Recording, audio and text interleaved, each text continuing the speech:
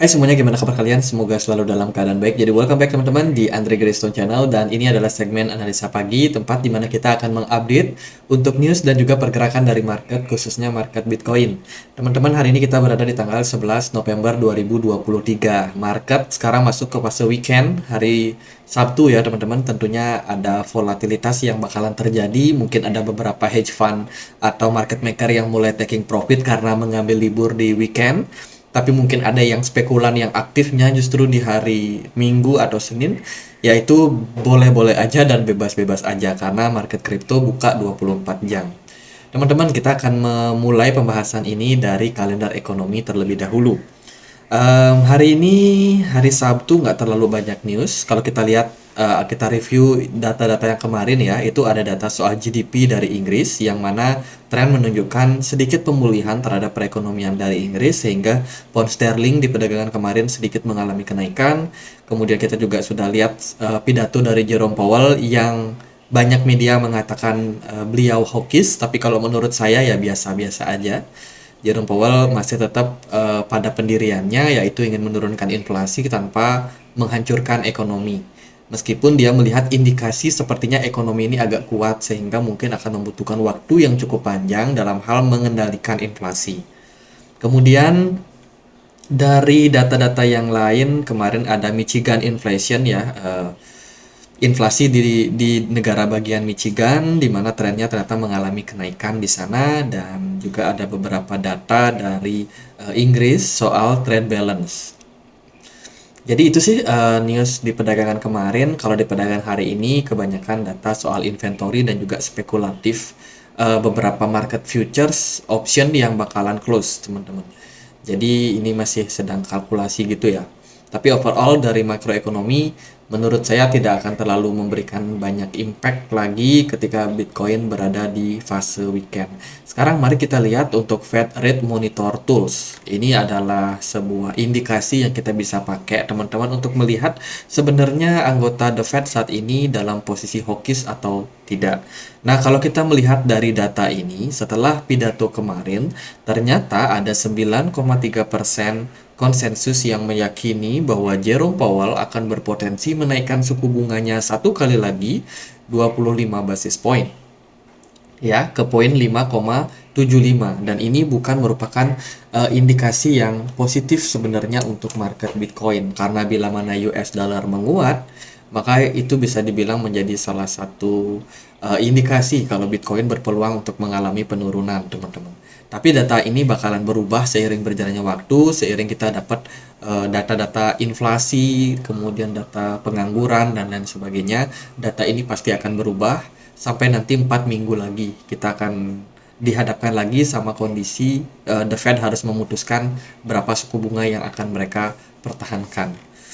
Itu teman-teman dari data yang ada di Fed Rate Monitor Tool ya. Sekarang aku mau ajak teman-teman untuk melihat Bitcoin ini halvingnya kapan sih? Nah, banyak yang nanya ya.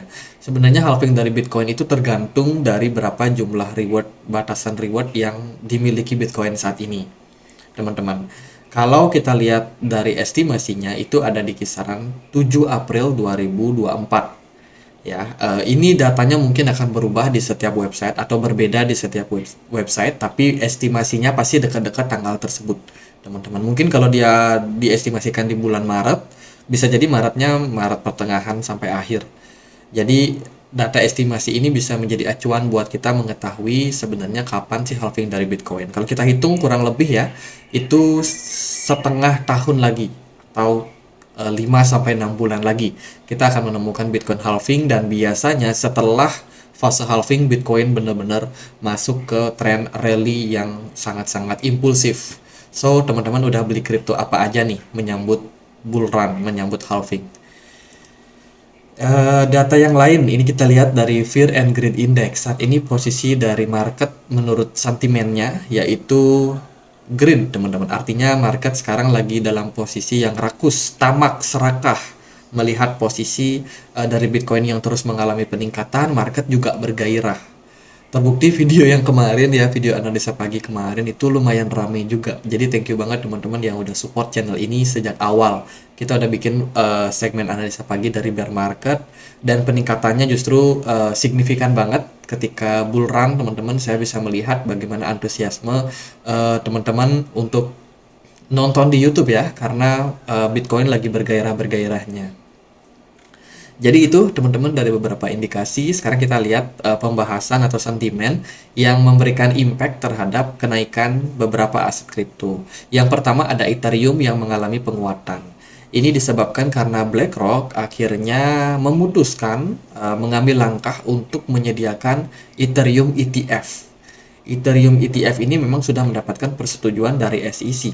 Sehingga ya Bitcoin ETF masih belum. Cuman kalau kita lihat dari trennya, Ethereum ETF juga bisa menjadi salah satu aset yang menarik untuk para hedge fund mengambil langkah, memberikan kesempatan untuk para investor juga melakukan perdagangan aset-aset ETF di luar Bitcoin. So ini merupakan sebuah berita yang bagus untuk Ethereum, sehingga Ethereum di perdagangan kemarin juga sempat menguat ya teman-teman, lumayan sekitar 10% lebih gitu. Dan ya, congrats buat teman-teman yang udah punya Ethereum, dan kita akan lihat gimana progres ke depannya.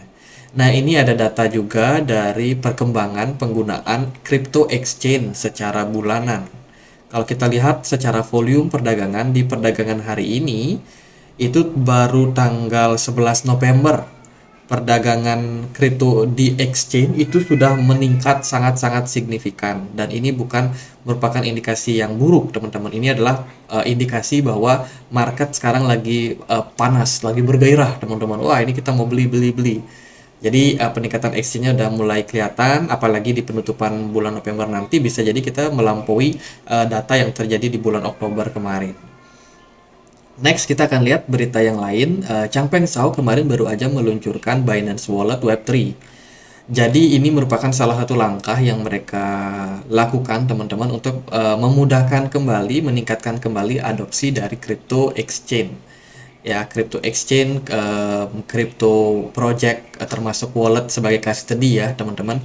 Ini disampaikan oleh Binance waktu pertemuan di Istanbul teman-teman, markasnya mereka nih. Jadi Binance itu punya spot yaitu di Istanbul, Turki, di mana mereka bikin acara di sana, bikin gathering di sana, dan memperkenalkan proyek-proyek apa yang sedang mereka bangun. Mungkin teman-teman ada yang sudah pantau BNB, bisa jadi BNB dapat momentum yang juga cenderung menarik teman-teman. Jadi nanti untuk wallet Web3 ini itu tentunya bisa dipakai untuk menyimpan aset-aset kripto yang mungkin sudah di delisting oleh banyak exchange, sehingga teman-teman mungkin yang bingung nih, wah aku tokennya mau di delisting, aku harus simpan di mana. Nah, di wallet Web3 ini teman-teman bisa jadikan sebagai opsi teman-teman, karena yang namanya wallet dia biasanya tidak ada delistingan. Jadi gitu, bisa menjadi salah satu solusi untuk teman-teman. Kemudian ada UBS, salah satu perbankan yang juga mulai menawarkan layanan kripto di Hong Kong, baru aja membuka kesempatan untuk para klien, baik institusi, ya lebih kepada institusi sih, untuk menyerap atau untuk memfasilitasi perdagangan aset ETF di Hong Kong. Tentunya dengan ada exposure ini juga menambah semangat lagi para institusi investor ya untuk masuk ke dunia blockchain. Jadi ini sebuah berita yang bagus sebenarnya untuk ekosistem kripto ke depannya. Michael Saylor baru aja profit sebanyak 1 miliar US dollar.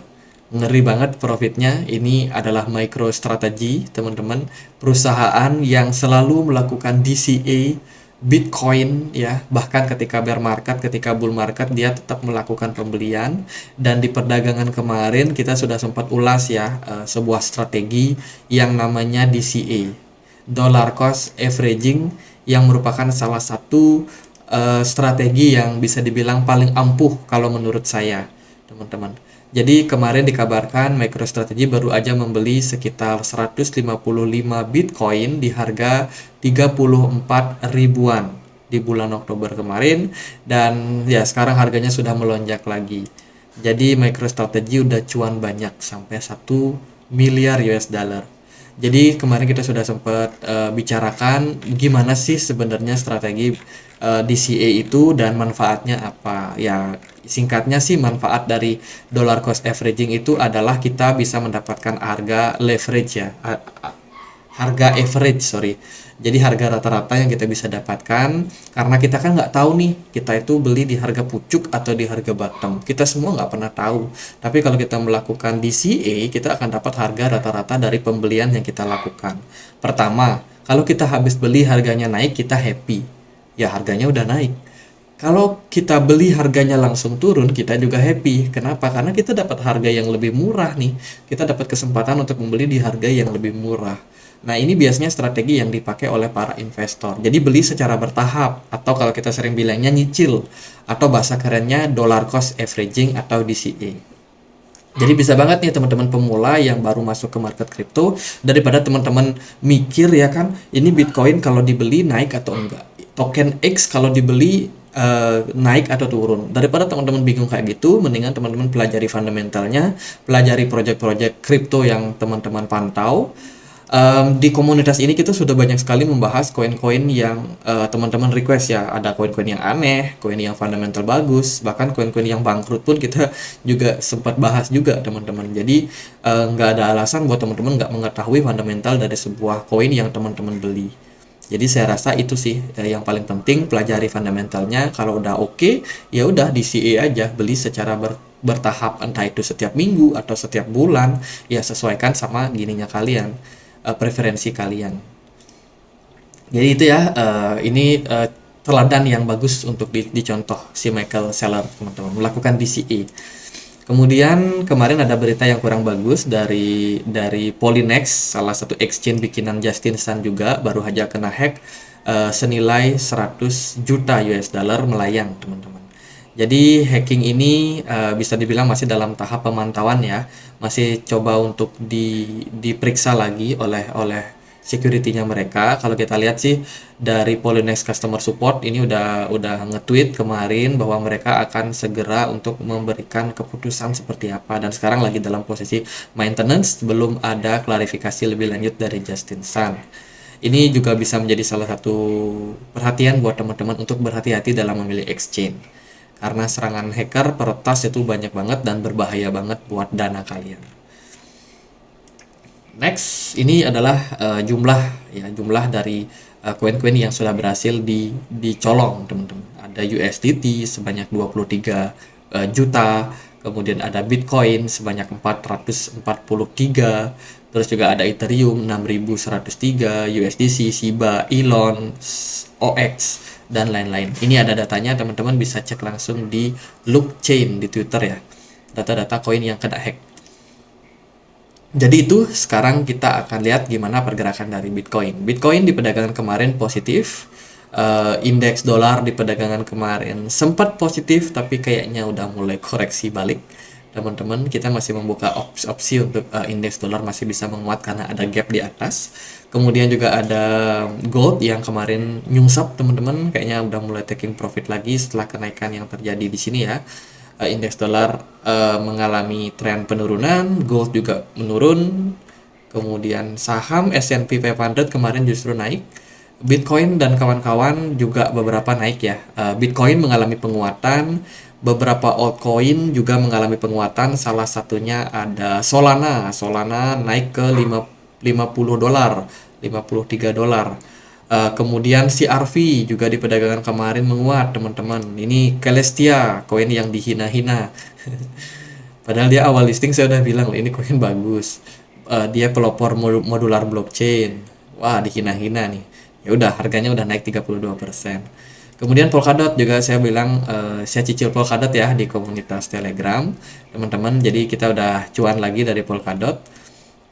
Jadi intinya cari koin-koin yang fundamentalnya bagus, DCA nggak usah teman-teman pikirin naik atau turunnya. Kalau saya sih memang dari awal sudah hold ini GRT, Ethereum, Matic, kemarin saya baru cicil Render, sama satu lagi Polkadot saya cicil dengan sisa USDT yang ada. Kedepan juga saya masih akan DCA sebelum halving.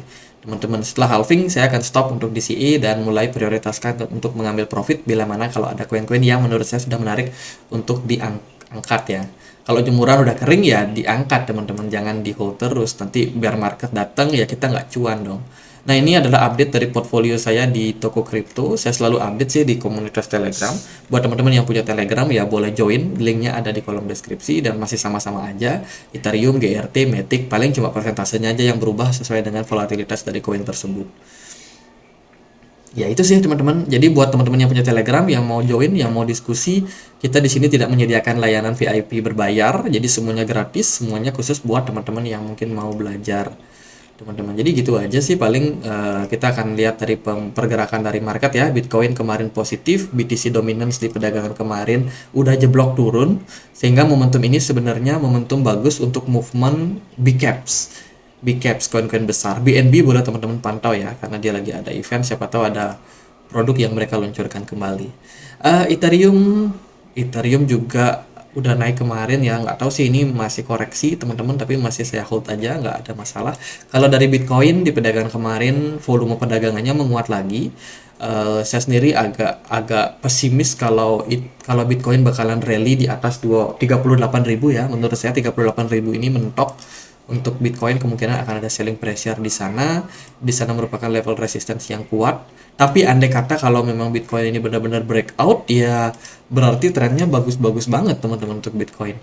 Jadi kalau Bitcoin bisa melampaui level 38.000 ya good news lah teman-teman. Tapi kalau saya melihat ya apa iya ya dengan volume perdagangan yang kecil sekarang, ya memang sih smart money-nya masih bagus, BTC dominance yang turun, Bitcoin juga bisa menguat. Saya rasa 38.000 lah target terdekat kita untuk Bitcoin. Setelah itu mungkin akan koreksi teman-teman. Kalau kita lihat sih dari pergerakan Bitcoin so far so good aja. Dari MACD kemarin udah dead cross ya, sebenarnya indikasi buat jual. Ternyata market masih di bawah naik teman-teman. Jadi nggak ada yang tahu pasti pergerakan Bitcoin justru malah melonjak kemarin. Dari volume perdagangan juga menguat di perdagangan kemarin dengan smart money yang meningkat nih teman-teman. Jadi ya Bitcoin masih dalam tren bullishnya yang sangat-sangat impulsif teman-teman. Jadi bisa banget teman-teman yang mungkin bingung nih strateginya apa. Jadi kalau saya pribadi DCA ya, DCA beli di spot, nggak usah trading di futures. Kalau mau trading di futures, alokasikan beberapa dana terpisah. Jangan all in karena resiko kita nggak pernah tahu teman-teman. Jadi itu target terdekat Bitcoin 38.600. Kemudian level supportnya ada di kisaran 36.000 dengan support kuat ada di 34.000 serta yang paling kuat ada di 31.600. Jadi gitu aja buat update kali ini. Semoga videonya bisa bermanfaat. Bila mana ada pertanyaan lain, ada koin lain buat dibahas, silahkan langsung tulis di kolom komentar. Sekian aja akhir kata saya Andre. Makasih.